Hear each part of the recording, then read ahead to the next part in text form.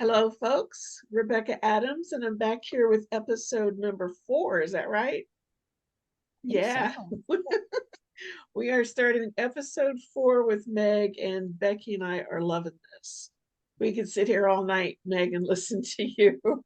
You have so much to share, and you have such good good nuggets to throw in there too that are just awesome. So thank you for that.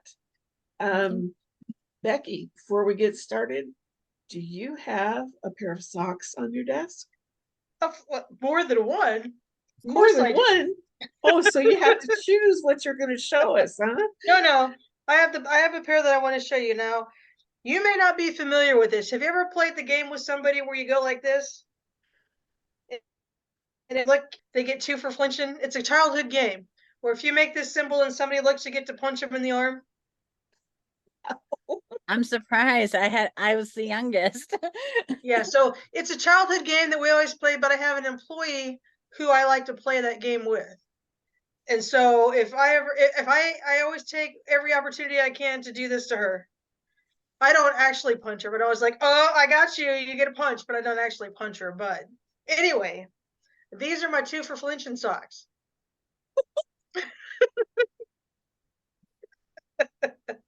And so I like to wear these because if anybody looks at them, they get 2 for flinching. That's how that works.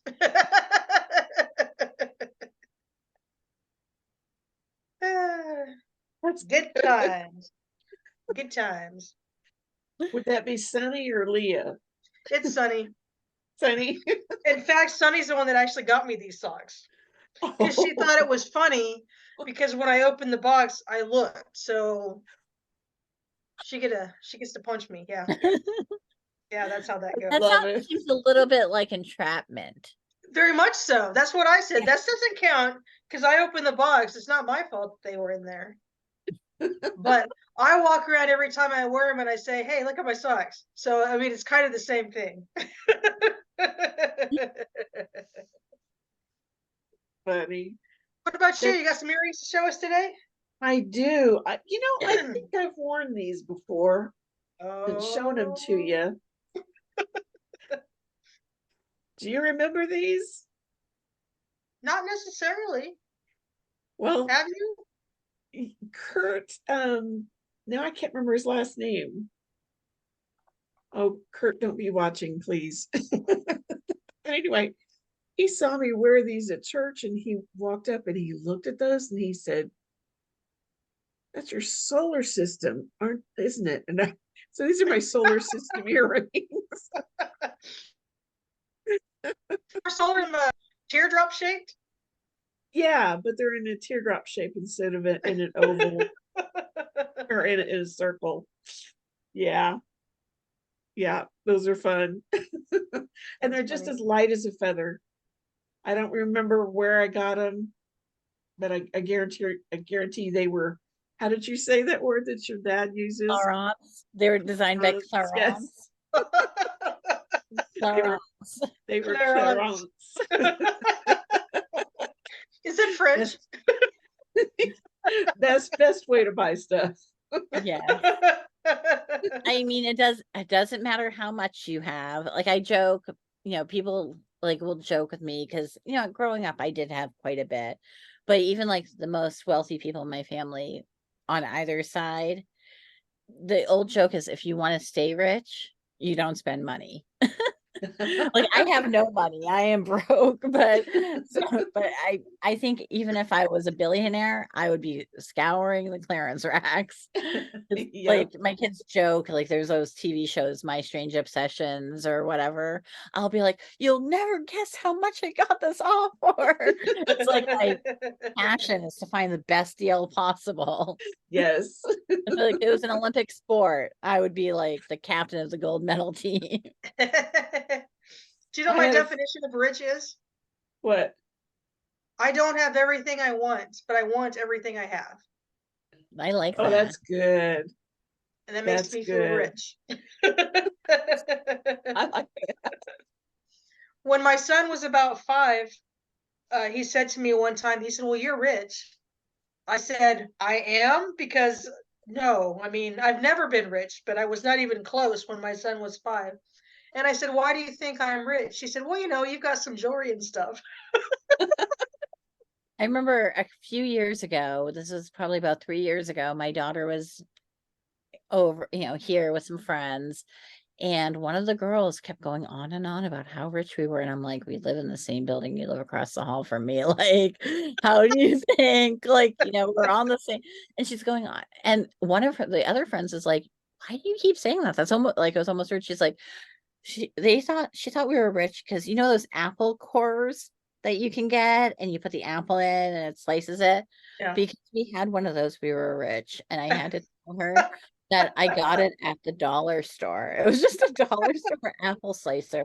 But to her, it was like the most amazing thing.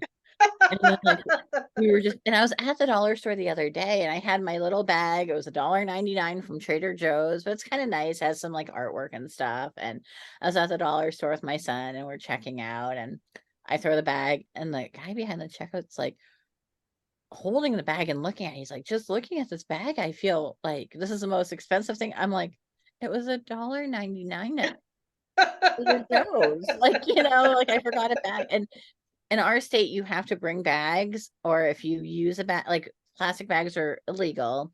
And if you use a bag, it's 5 cents bag for the paper bag. So I am so stubborn because I own so many bags. A lot of times I'll just like, if I forget to bring my bags in the car, I just take them out to the grocery, like out to the car and I'll bag them at the car and put them in.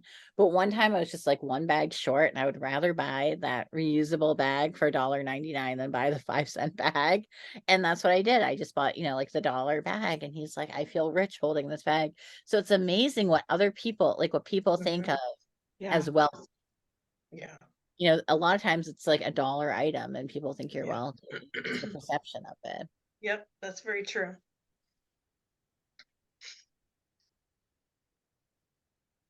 Are you leading us, Rebecca, or do you want me to say something? No, We all just I kind of stopped and looked at each other. we were doing the Brady Bunch routine is what we were Yes. doing.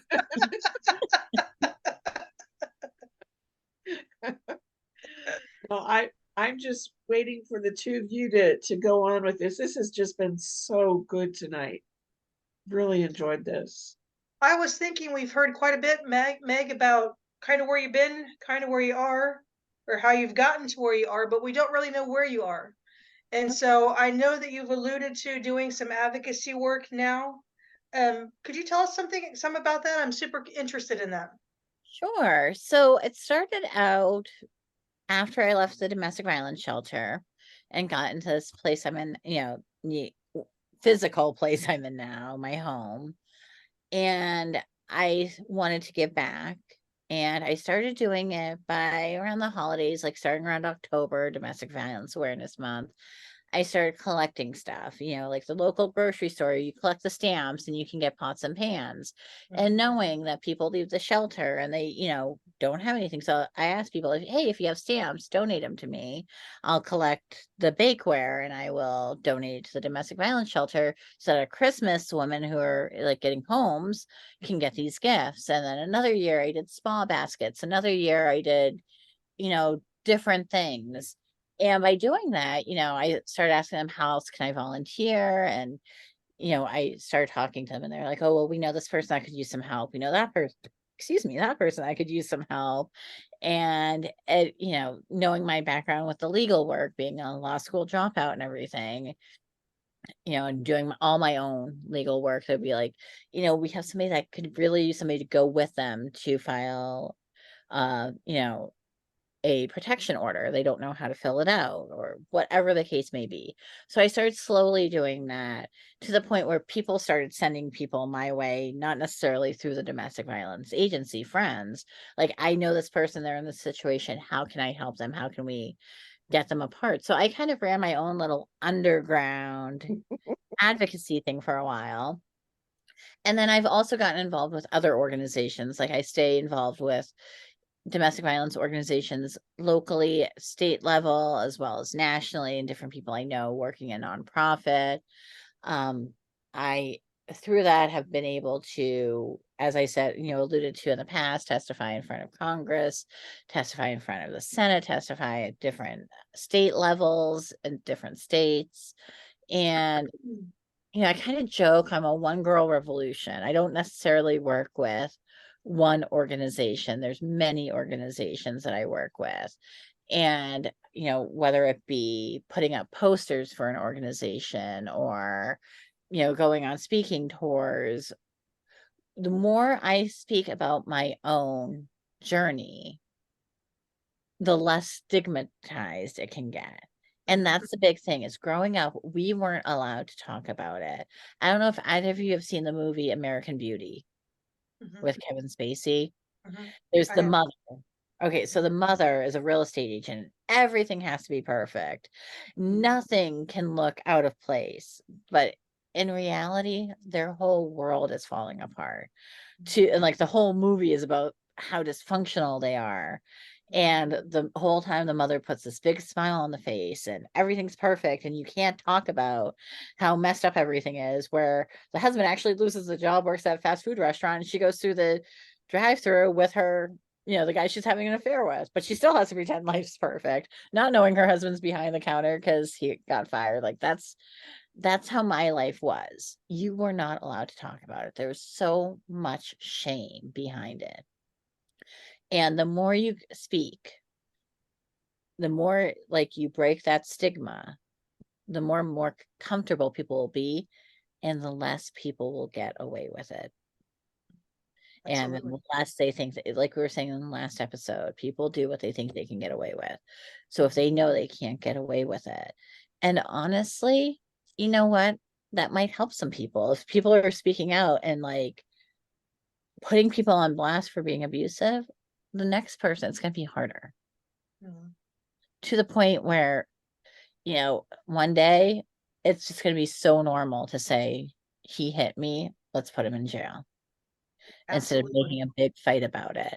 So that's why I do the whole one girl revolution instead of doing from one person to another, different organizations or sticking to one organization, because the more you can spread it, the more you spread it, the more you spread it, the more transparent everything is. Yeah. Yeah. What kind of things have you testified about? Well, the last bill I testified for was at the State House in Maine to help make it so when people break a protection order, guess what happens? They have to pay the price. And when they go to jail, they What? can't just get out because they need to, push people along, Yeah. like they actually have to spend their time in jail. They actually have to take the classes. They have to, do all of this. And guess what? That bill got passed, Good. thankfully. And one Good. thing I testified was the 45 times that he broke the protection order and never, or the time my ex, it was like $45, $50, whatever the price was, bail to get out. And not only that, oh, I didn't even tell you this part. Not only did he get out on $45 bail, they let him pick me up at the hospital. No, Seriously? Seriously. And That's actually, there's ridiculous. an organization called, I can't remember. I'm gonna check myself. I believe it's Doc Song, or it could be Song Doc. That's a nonprofit that they make documentaries, but just in a song. And one of the organizations I work with, Finding Our Voices, partners up with this organization. And they choose, they'll have certain survivors throughout the year through Finding Our Voices, but other people, they'll have veterans, other people tell their story and they'll write a song. And that specific story, they actually, like, I worked with them and they wrote a song about it. What happened was he was getting violent and drunk and violent in a restaurant that we always went to. I told him I was cold, needed my coat. This is like the time I finally was like, I'm done. I was like, I need my coat. I asked for the keys and I had a couple drinks. I wasn't driving, but I got in the car, turned it on, put my GPS into the closest police station, which was the Gloucester, Massachusetts police station, because we're in Massachusetts at the time. Drove straight to the police station, I was a little drunk, and one of the only times in my entire life I've ever driven under the influence, but I was scared. Each time was when I was scared. And I drove into the police station. And I did not say that incorrectly. I drove into the police station. Uh-oh. I was so scared when I went to pull up. I didn't hit the brake. I mean, I barely touched anything. The fender got a little, but I drove right into the police station, went in hysterical, told them everything that was happening. I didn't realize that at the time, but somebody had already called from the restaurant about it. And so there was somebody on their way to him. I didn't know this, but they checked me over. I told them the whole story. They sent me to the hospital because I had fresh and old bruises. I was, hysterical. They wanted to check me out. They arrested him. That's when he got out on the bail because the bailiff gave him the money and he played tennis and everything. And then they let him pick me up from the hospital when we were done. Insane. There was no protection order or anything, but he was able to just go home and pick me up from the hospital and take me home. What was that like That's for nuts. you? So, I mean, that was terrifying. And within days, I found a way to leave. But I remember those times. And I mean, I don't know if I said this in one of the episodes or if it was like beforehand when we were talking. I just had to. I didn't have a choice. I really didn't. I knew if I stayed, I wasn't gonna make it. Yeah. I mean, I'd already been in intensive care a couple times. One time I had a head fracture and he never even took me until a couple days later. And I had the big raccoon eyes, everything. And, it's just trying to make sure that nobody ever goes through this again if I have a say in it. And the more I talk about this, you'll hear people say, I went through something similar and I never talked about it. Or, I've had people tell me, the more you talk about it, like, the more it makes me feel more sane. Mhm. Because so often, people, it's that shame. And that's why it's important to speak about it when you can. Because there comes a time where, when you're first in it and you're first getting out, you're in pain and you're lost and you're broken. And you're going to have to sit in that and you're going to have to feel it and you're going to have to know what it is. But you can't live there. You can't live in this little area. You need to sit in it for a moment and then you need to walk out of it. And when you walk out of it, that's when you can help people. But the thing is, healing is not linear, it's not a flat line. So there's going to be times that you're going to go up and you're going to be okay and everything's going to be fine, but something's going to happen. It's going to trigger and you're going to go down. And just like you saw a minute ago, whatever I was saying triggered me to the point where I totally lost my train of thought and forgot what I was saying because I have those, because I'm in that moment. And that's why it's important that the people that are healed can start to help to heal others. And going back to what I was saying before, it's so important that when you get to the point that you can heal, that you help the people to the point where they don't need you anymore. Yes. And that's what, we were talking about beforehand, that these women come into my life and sometimes I'll admit I get too wrapped up and it can bite me, or I help people that aren't ready to be helped. But the goal with these women, when I try to help them, like there's some women I take out of the house in the middle of the night, I'll have somebody call me like they're ready to leave, but the person's banging on the door. I'm to the point where I don't even care anymore. I'll just go into the house. What are you going to do? You're going to hurt me? Okay, that's two people. Now I can testify against you for both of us.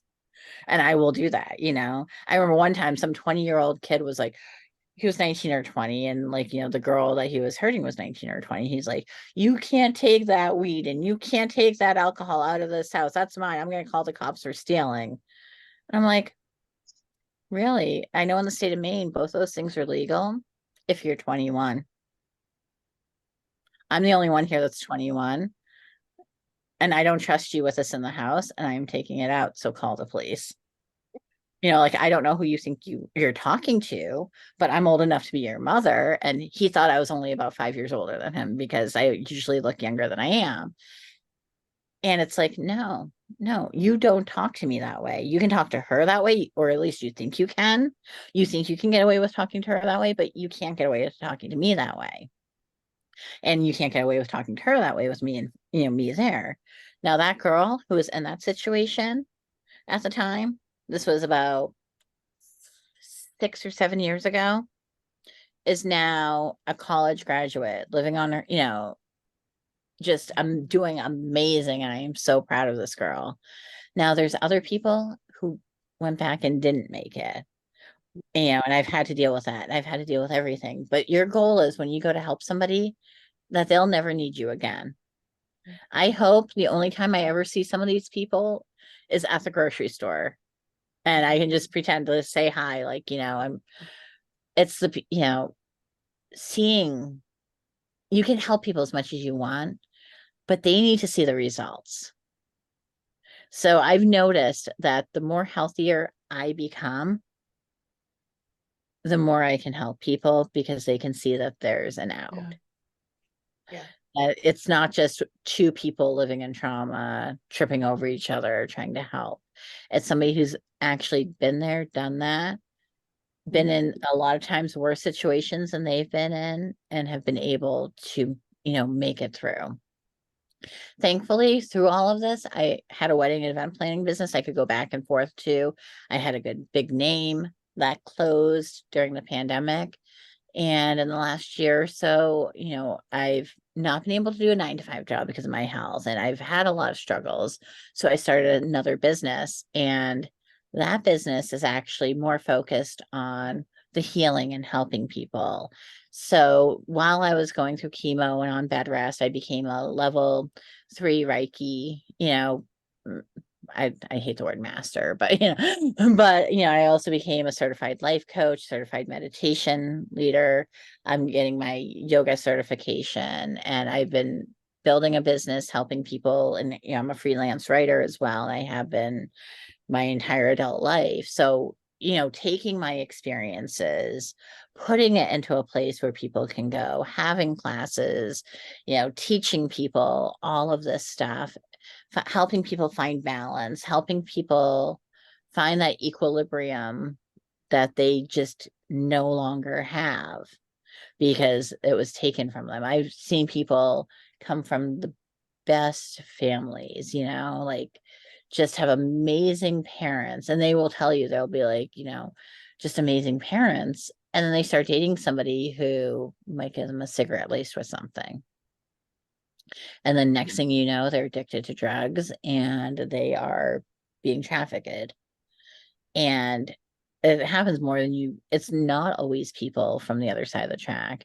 I mean, Right. look at the Menendez brothers. For years, they were the butt of the joke of America until finally, what everybody knew deep down finally came out, that their parents were monsters. They had all the money in the world, all the opportunities in the world. And people were like, how lucky are you? Oh, you just killed your parents because you wanted the, you know, inheritance. No, they were monsters. And how long did it take for them to be able to finally say that? Yeah. So to have people, you know, like, for example, me, who have parents that people know and respect, say, no, that's not what goes on in the house. That's not Right. what went on in the house. When I went and got my divorce, everybody was shocked. They were like, oh, you'll get back together. I have a friend who was one of my closest friends in the world. She dropped me as a friend when I got divorced and got sick. She was going through her own trauma. She had just lost her husband in a very tragic, he was killed in action. And she took it as almost an insult, like, my husband's living and I'm leaving him, and hers is dead. Wow. Yeah. And in her trauma, she couldn't get past that. She's like, you guys have had problems in the past. You've always gotten back, but she was one of the people that didn't want me to marry him in the first place, but because she was in this trauma, she couldn't see past it. I had another friend who I'm no longer friends with because it took me a long time to realize the toxicity, which this little clip will help you. She would say things to me all the time like, well, both your parents are alive, mine are dead. I would give anything to be able to talk to my parents. I love your mother. I have this great relationship with your mother. And she would only see the relationship she had with my mother. She didn't see the relationship I did. And she would think that I was this selfish person. But by being able to stand up and say no and share my story, that this is not how it was in the house, it makes it so other people feel comfortable and other people know that it's their shame is not their shame.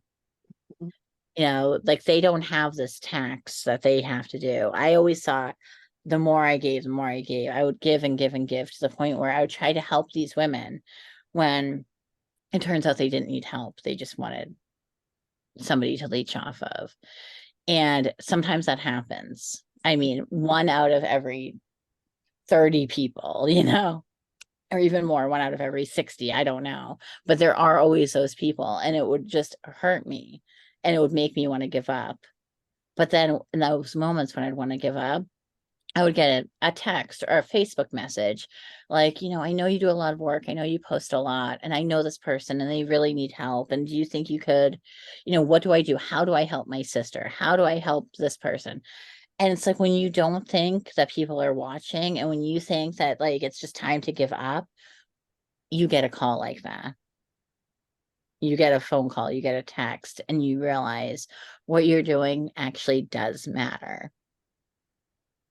And so that's like a big thing. Like, for me, that's like what keeps me going, even when I have nothing left to give.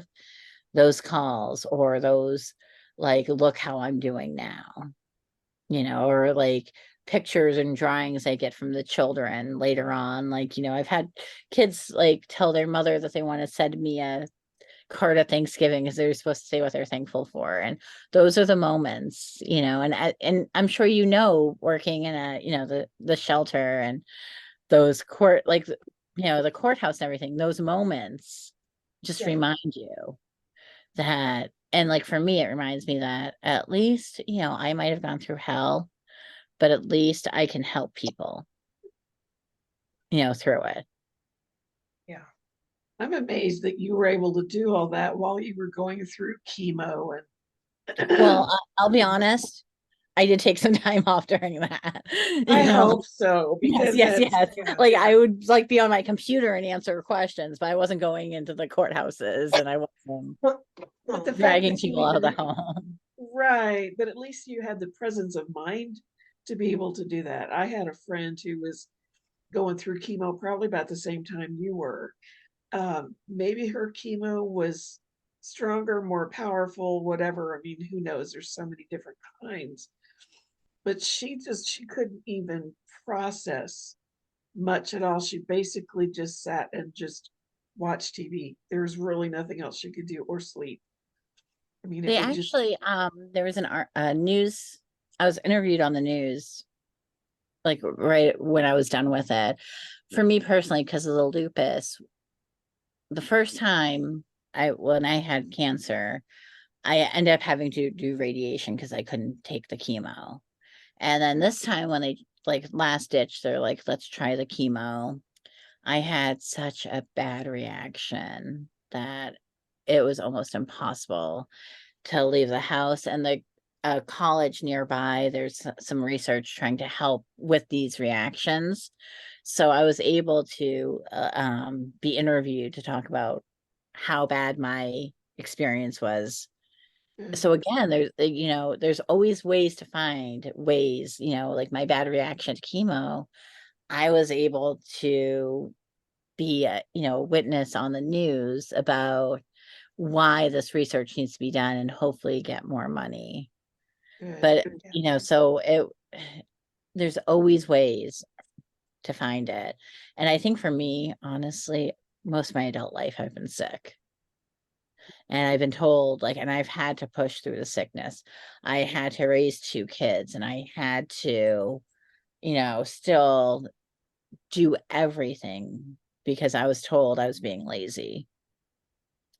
And sometimes you don't realize how much strength you have, like there's that saying, I never want to be called resilient again. I never want to be called a survivor again. I just want to live in quiet and peace. And I don't want to have to know how far I can push my body.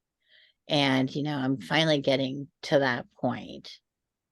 So the more I get to that point, the more I can help people. And that's kind of my goal.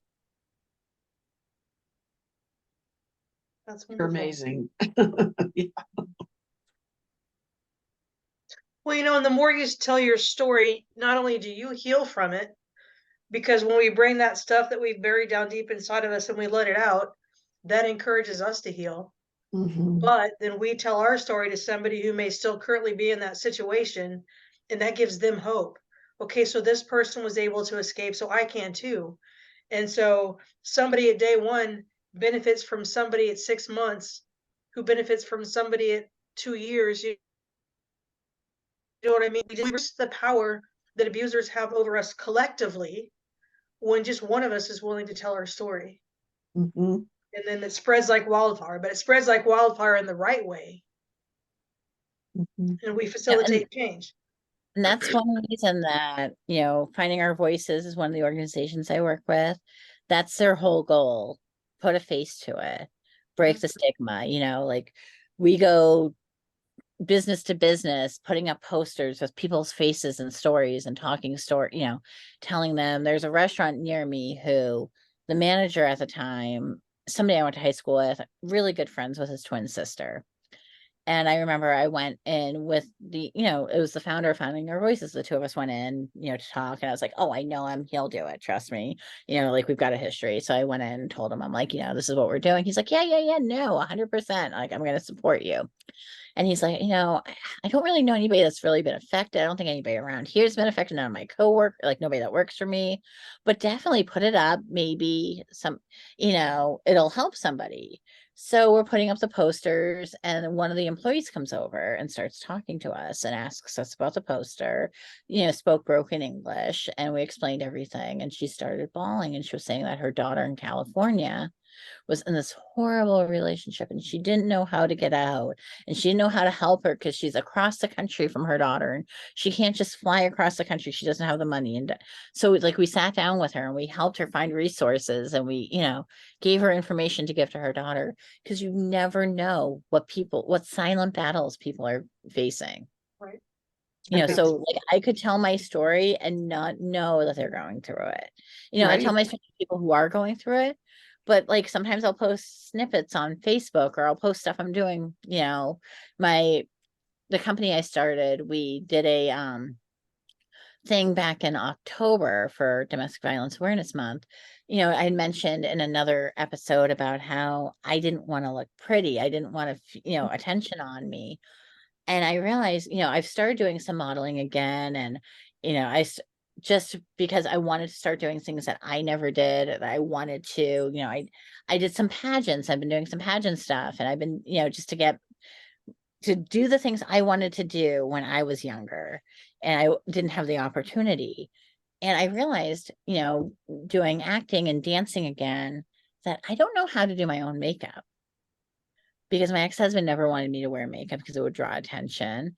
And now it's like, I have such a very natural look. So I called up a few of my friends that were, hairdressers and makeup artists. And I was like, what if we got a bunch of survivors together and did a very small, just a few people, and do some makeup lessons, because who doesn't want to feel pretty now and then? It doesn't have to be anything fancy, and maybe help them pick out some colors, or let them, and so we did something like that this year.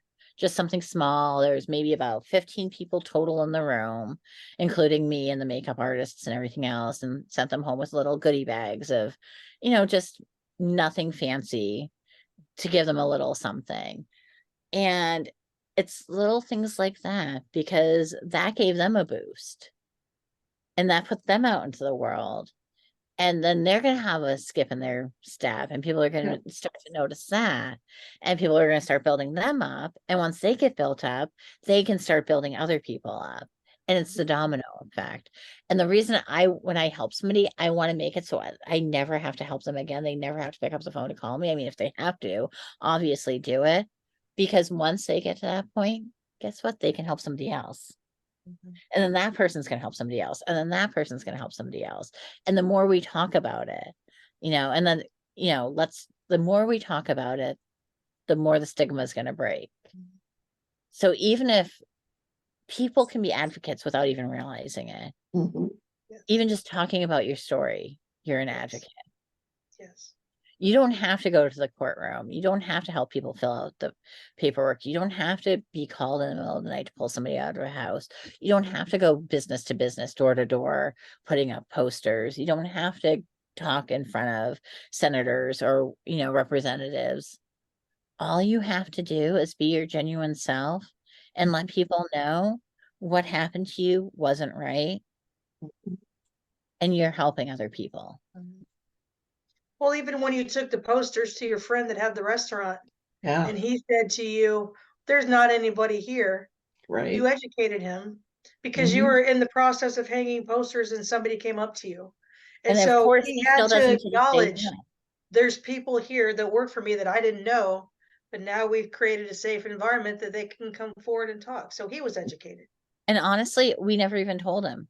We don't know if he knows Well, or not. you didn't need to Right. tell him, but he could see, you know Exactly. what I mean? But by him allowing that poster to go up, even if it's just like, his, a friend from high school, like we were talking about his family and stuff, they see that, he's friends with people that are safe people, so they feel safer in their own environment. Yep, that's right.